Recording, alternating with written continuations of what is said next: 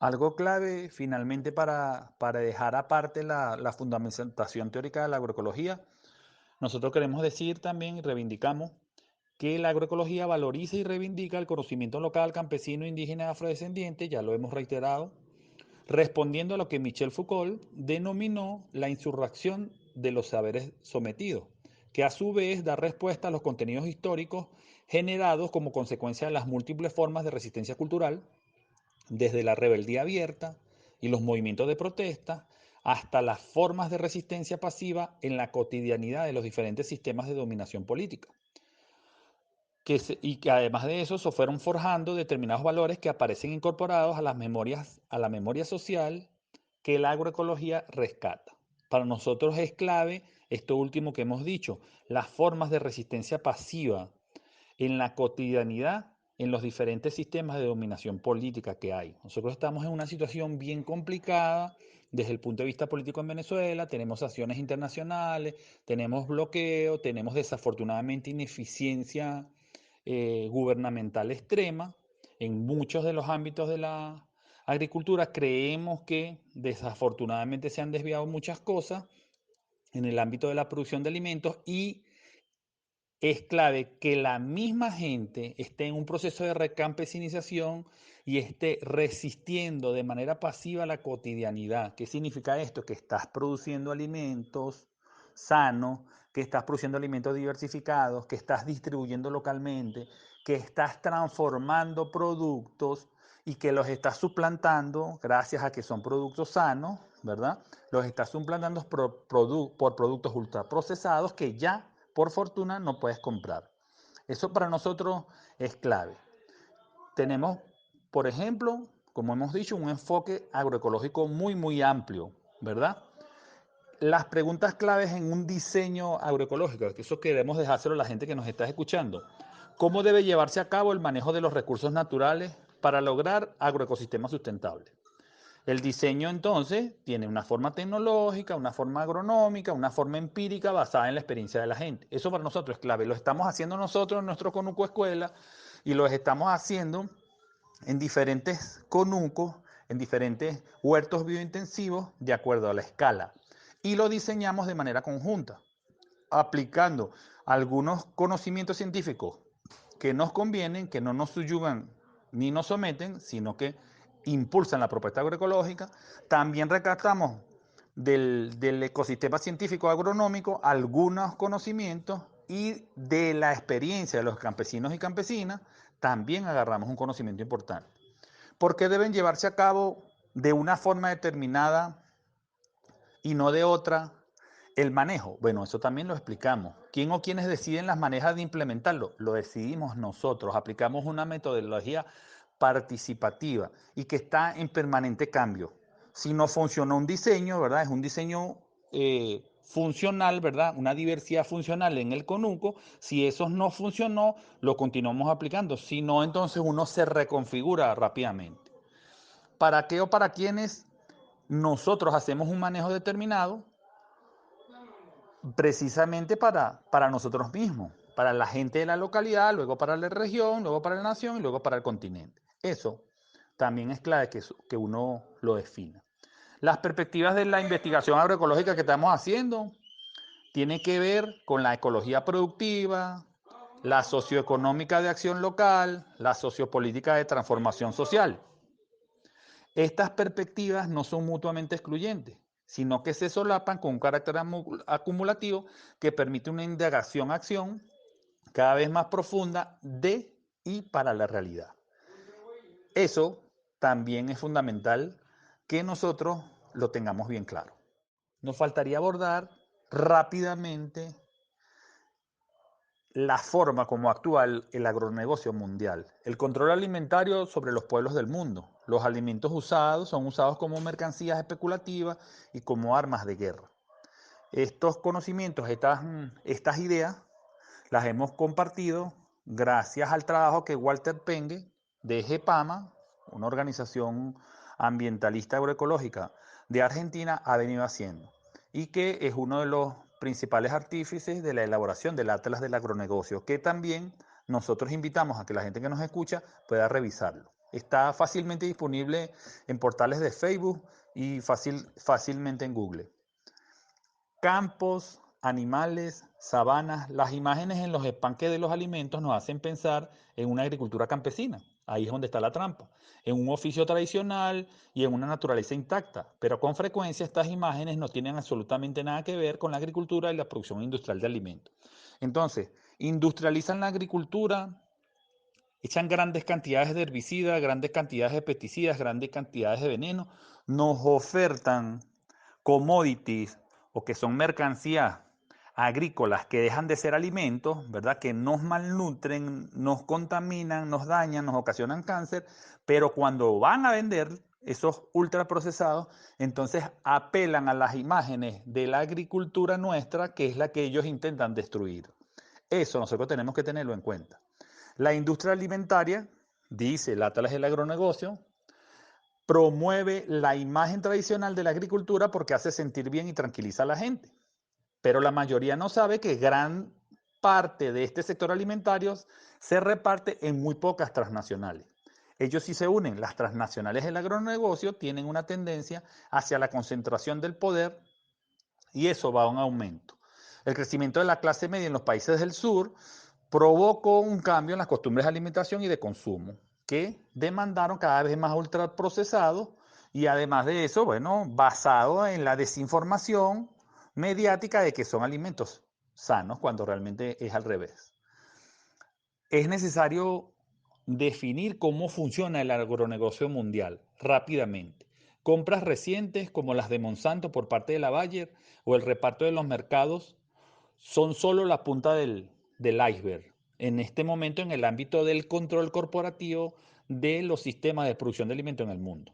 En todas las etapas de la cadena de suministro, desde el campo hasta el mostrador de la tienda, se están llevando a cabo procesos de concentración con un dinamismo enorme. Y son los actores más grandes los que crecen a mayor velocidad y los que imponen sus intereses y sus reglas.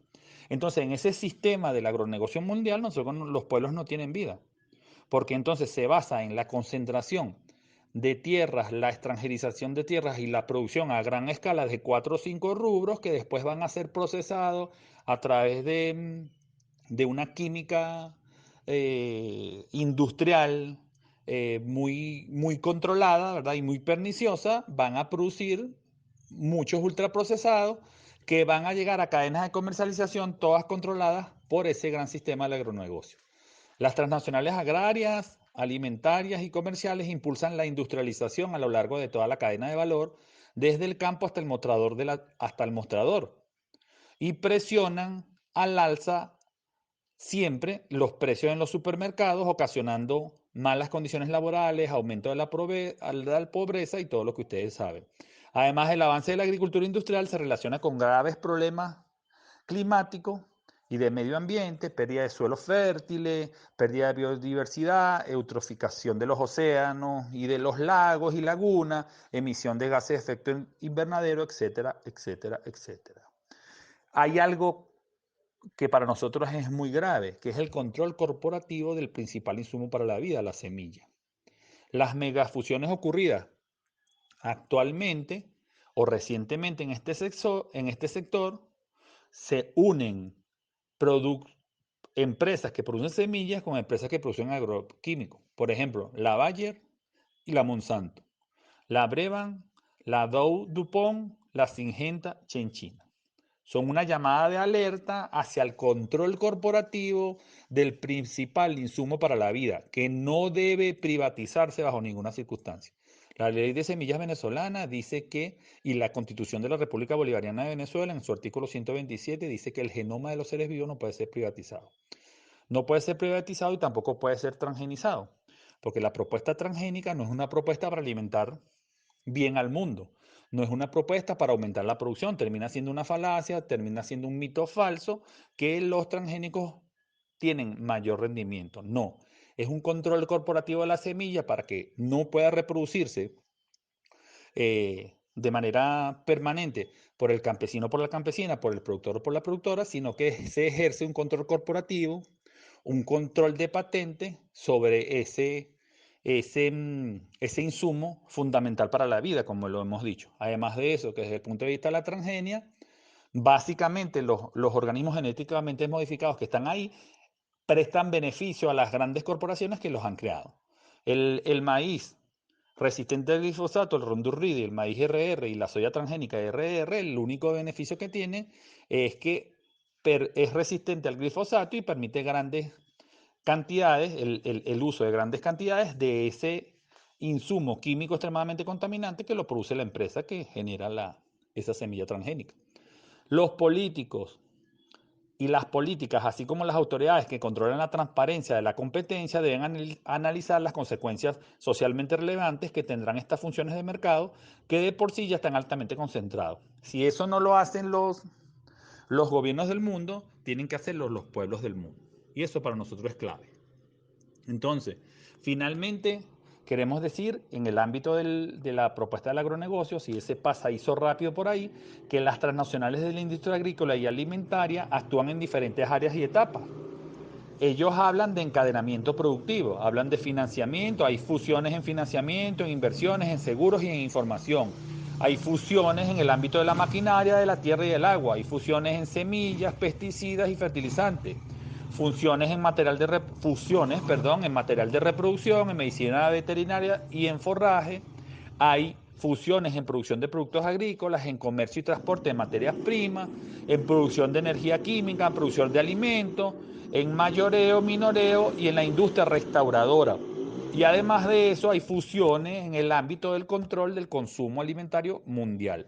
El camino del campo al plato es muy largo, las y los campesinos son el eslabón más débil de la cadena, por eso nosotros no hablamos de cadenas agroalimentarias, donde el rol de nosotros es producir para que después secuestren la producción nuestra y llegue carísima a las mesas de las personas, sino que nosotros hablemos de sistemas, ¿verdad? De grandes sistemas solidarios de distribución, de producción, de comercialización, de procesamiento de productos sanos. Ahora sí, finalmente, queremos entonces dejar claro que en el conuco diversificado transescalar, a diferentes escalas, como ya lo hemos dicho, están las claves de nuestra soberanía alimentaria.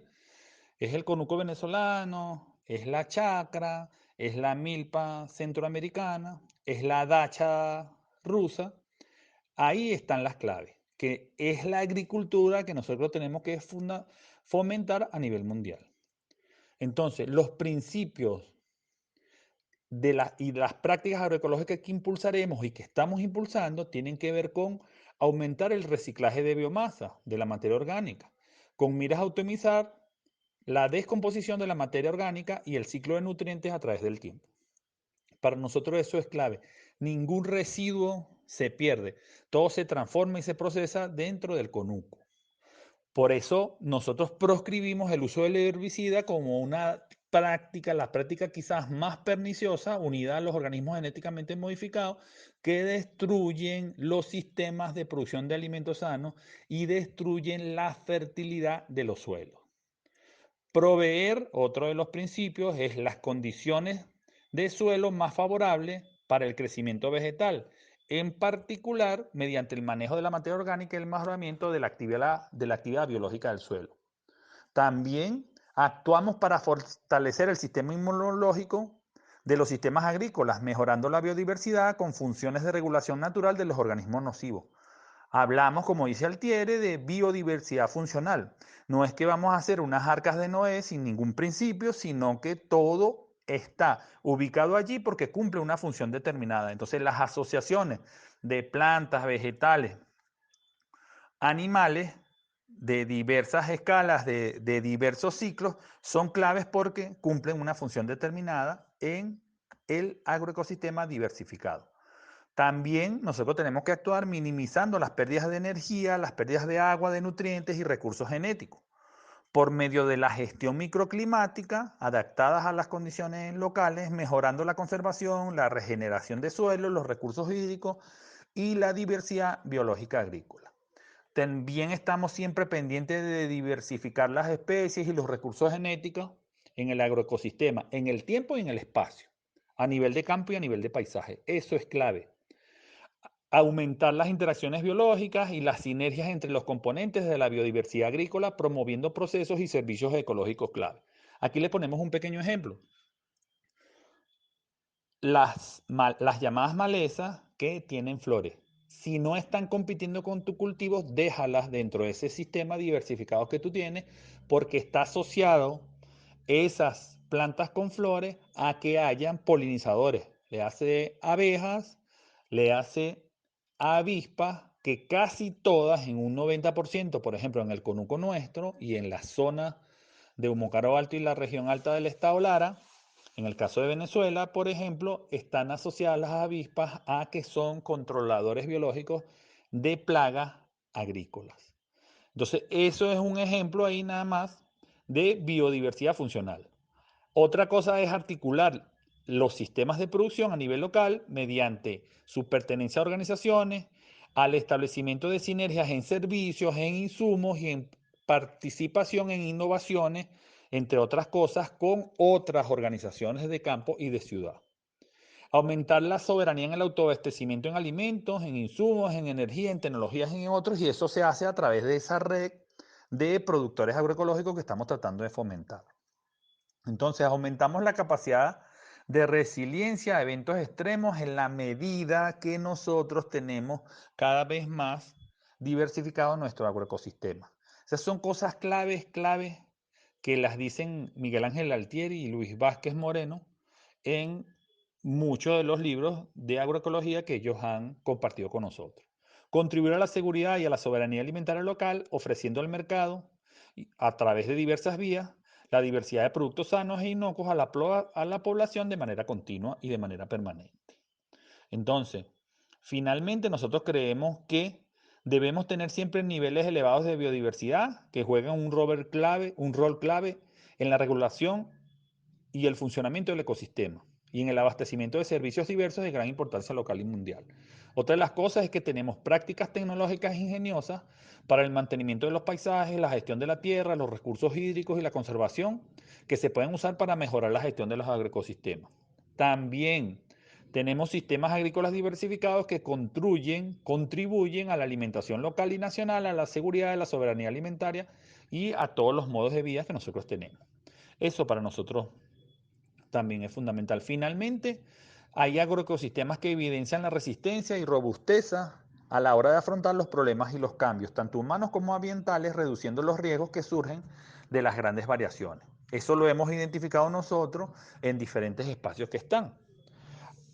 Agroecosistemas basados en conocimientos tradicionales, en innovaciones de manera permanente y en tecnología de los agricultores y agricultoras.